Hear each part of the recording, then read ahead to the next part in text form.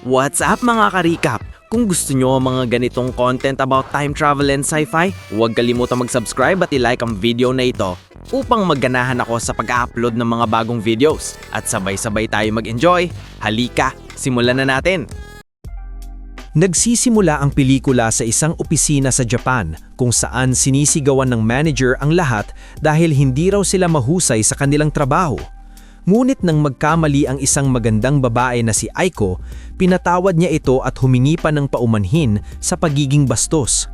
Hindi gusto ng mga katrabaho ni Aiko ang ganitong pagtrato sa kanya dahil kahit gaano sila magsikap, siya lang ang laging pinapapaboran ng manager. Hindi lamang sa trabaho, kundi saan man siya magpunta, binibigyan si Aiko ng espesyal na atensyon. Sa tanghalian, siya lang ang binibigyan ng libreng puding. Pauwi mula sa trabaho, binibigyan siya ng isang salesman ng 2 pakete ng libreng produkto, samantalang ang iba ay tig-iisang pakete lamang sa bawat 2 tao. Para kay Aiko, normal na araw lamang ito dahil sanay na siyang tratuhing espesyal. Samantala, sa isang press conference, inanunsyo ng punong ministro na nasa komplikadong kalagayan ang ekonomiya ng bansa. Kaya upang masolusyonan ito, nagpasya ang gobyerno na ipatupad ang isang bagong batas kung saan ang mga magagandang babae ay kailangang magbayad ng beauty tax. Nagprotesta ang mga tao sa audience, sinasabing isa itong makabagong anyo ng sistematikong diskriminasyon laban sa kababaihan. Ngunit sumagot ang punong ministro na ang mga magagandang babae raw ay tumatanggap ng maraming pinansyal na pribileyo na hindi patas para sa mga pangit. Ipinahayag niyang agad na ipatutupad ang batas at ang sino mang iiwas sa pagbabayad ng beauty tax ay paparusahan. Marahil ay walang dapat ipag-alala ang mga magagandang babae dahil sanay naman silang hindi nagbabayad ng anuman. Makalipas ang ilang araw, inalok si Aiko ng isang lalaki ng trabaho bilang modelo para sa isang beauty salon. Naiinggit ang kanyang mga kasamahan kaya iniwan siya. Habang sinusundan niya sila, ipinakita ng kamera ang headline ng pahayagan na nagsasabing na ipatupad na ang beauty tax. Nang magtanghalian sila, nagbayad ng 1,000 yen ang mga katrabaho ni Aiko, ngunit si Aiko ay pinapila sa harap ng isang scanning device na sumusukat sa antas ng kagandahan upang matukoy kung ilang porsyento ng buwis ang babayaran. Ipinose ni Aiko ang kanyang mukha at lumabas sa resulta na siya ay nasa 2nd antas ng kagandahan, kaya kailangan niyang magbayad ng 20% beauty tax. Umabot sa 1,200 yen ang kanyang bayarin na labag sa kanyang loob na binayaran. Ang restaurant na dating nagbibigay sa kanya ng libreng dessert ay pinagbabayad na siya ng mas mahal dahil lamang sa kanyang kagandahan. Kahit sa pagbili ng tubig, mas malaki ang binabayaran niya. Gayun din, lahat ng magagandang babae sa bansa ay kailangang magbayad ng buwis batay sa antas ng kanilang kaakit-akit. Ininterview ng mga reporter ang mga tao tungkol sa kanilang opinyon at karamihan ay masaya sa bagong batas. May isang lalaki na nagsabing malaki na raw ang nagastos niya sa mga magagandang babae kaya patas lang na mas malaki ang buwis na bayaran ng mga ito. Isang hindi gaanong maganda na babae naman ang nagsabing palagi pa ring pinapapaboran ang magaganda, kaya nararapat lamang na magbayad sila ng mas malaki. Bagamat noong una ay marami ang tutol sa batas, nagbago ang isip ng mga tao matapos itong ipatupad. Karamihan sa bansa ay pabor na ngayon sa beauty tax. Kinabukasan, natanggap ni Aiko ang kanyang sweldo, ngunit nadismaya siya dahil mas mababa ito kesa dati. Ipinaliwanag ng manager na 20% ng kanyang sahod ay napupunta na sa beauty tax. Sinabi rin nitong hindi niya kasalanan kundi ng gobyerno. Upang pagaanin ang loob ni Aiko, inalok siya ng manager na ilibre sa pagkain kapag may pagkakataon. Galit na galit ang Aiko at ang iba pang magagandang babae kaya nagprotesta sila sa tanggapan ng buwis. Ngunit sinabi ng opisyal na hindi na mababago ang desisyon.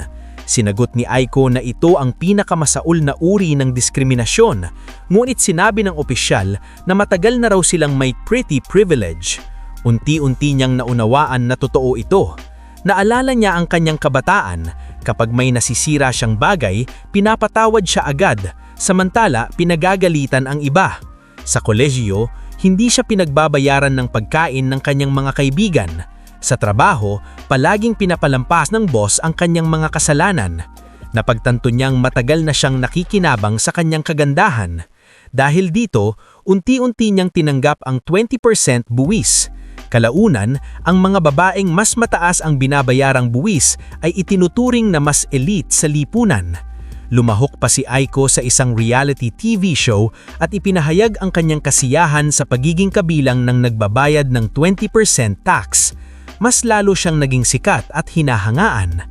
Ngunit nagbago ang lahat nang dumating si Raiko Taijima sa kanilang opisina na nagbabayad ng 25% beauty tax.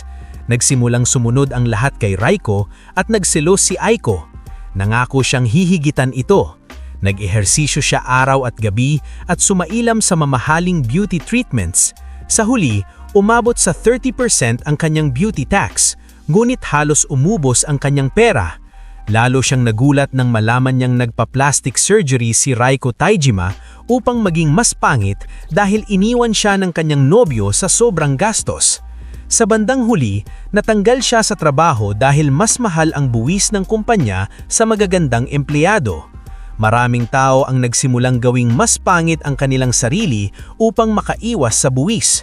Maging ang mga lalaki na rin ay umiwas na sa magagandang babae dahil masyado raw gastos. Isang gabi, nalaman ni Aiko mula sa abogado ng pamilya na ang minana niyang kayamanan ay may kasamang malaking utang dahil sa beauty tax. Sa huli, nakilala niya si Nonomura na nagmungkahi na magmukha siyang pangit upang makaiwas sa buwis at binigyan pa siya ng peking makapal na kilay. Medyo nag-aalinlangan si Aiko dahil lang pag-iwas sa pagbabayad ng buwis ay maaaring magdala sa kanya sa kulungan. Ngunit tiniyak ni Nonomura na marami na babae ang gumagawa nito. Kinabukasan, gumuhit si Aiko ng makakapal na pilikmata at naglagay ng mga pikas sa buong mukha niya. Bilang isang lalaking may makapal na kilay at may pikas, nakakasama ito ng loob. Tinakpan din niya ang kanyang magandang buhok gamit ang isang maikling piluka at naglagay ng malaking nunal sa ilong. Nagulat ang opisyal mang buwis nang makita siyang pumasok. Sinabi ni Aiko na labis siyang na-stress dahil sa pagkamatay ng kanyang ina at nadagdagan ang kanyang timbang. Iniskan siya ng opisyal at idiniklara ng makina na siya ay pangit.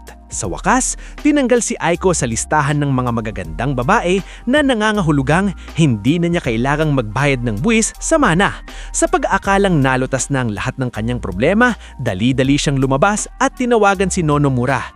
Binati siya nito at inanyayahan na makilala ang kanyang mga magulang habang nakasuot ng magandang damit. Naintindihan ni Aiko na interesado sa kanya ang lalaki at napangiti siya sa sarili. Natuwa siya na kahit sa panahong ito, may nangangailangan pa rin ng kanyang kagandahan. Sa araw na lalabasan na sila, masayang nag-ayos ng sarili si Aiko. Ngunit nasira ang kanyang mga plano nang may kumatok na 2 pulis sa kanyang pinto at siya'y inaresto dahil sa pagtatangkang magmukhang pangit upang makaiwas sa buwis. Ipinaalam din sa kanya na si Nonomura ay isang kilalang manluloko sa kasal na naglalayong makuha ang mana ng mga magagandang babae. Lumalabas na hindi talaga interesado si Nonomura sa kanyang kagandahan at nais lamang nitong makuha ang kanyang mana. Pagkatapos nito, hinatulan si Aiko ng 2 taong pagkakakulong. Nalugmok at nag-iisa siya habang lalo pang sumasama ang takbo ng kanyang buhay. Ang nag-iisang niyang kaibigan sa kulungan ay ang kanyang kasama sa selda na nabilanggo rin dahil sa pagsusubok na magmukhang pangit at umiwas sa buwis. Habang nag-uusap sila, naisip ni Aiko na sana ay ipinanganak na lang siyang pangit. Kung sana raw ay 1 sentimetro na mas maliit ang kanyang ilong, maaaring naging iba ang takbo ng kanyang buhay.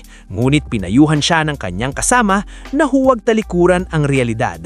Ayon dito, pareho silang hindi masaya ngayon dahil sa kanilang malungkot na puso.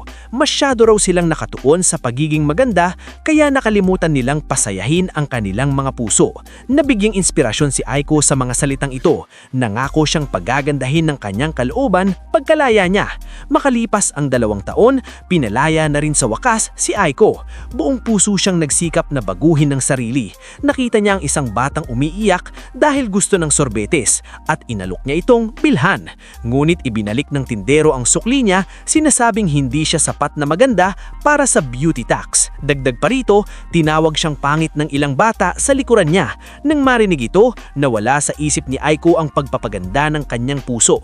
Nasaktan siya at inigiit na maganda pa rin siya. Ngunit napag-alaman niyang sa loob ng 2 taon, tuluyang nagbago ang pamantayan ng kagandahan dahil mas pinaboran ng mga lalaki ang mga pangit na babae upang makaiwas sa buwis. Sila ang naging mas popular at ngayoy itinuturing na mas maganda kesa sa mga dating pamantayan ng kagandahan na mga si Aiko sa bagong mundong ito.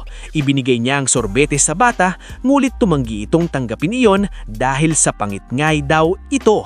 Mag-subscribe para sa mas marami pang ganitong video, i-on ang notifications at mag-like upang masuportahan ang channel. Salamat sa panonood! Sana nag-enjoy kayo mga ka-recap. Anong masasabi niyo sa movie natin ngayon? Mag-iwan ng komento sa baba.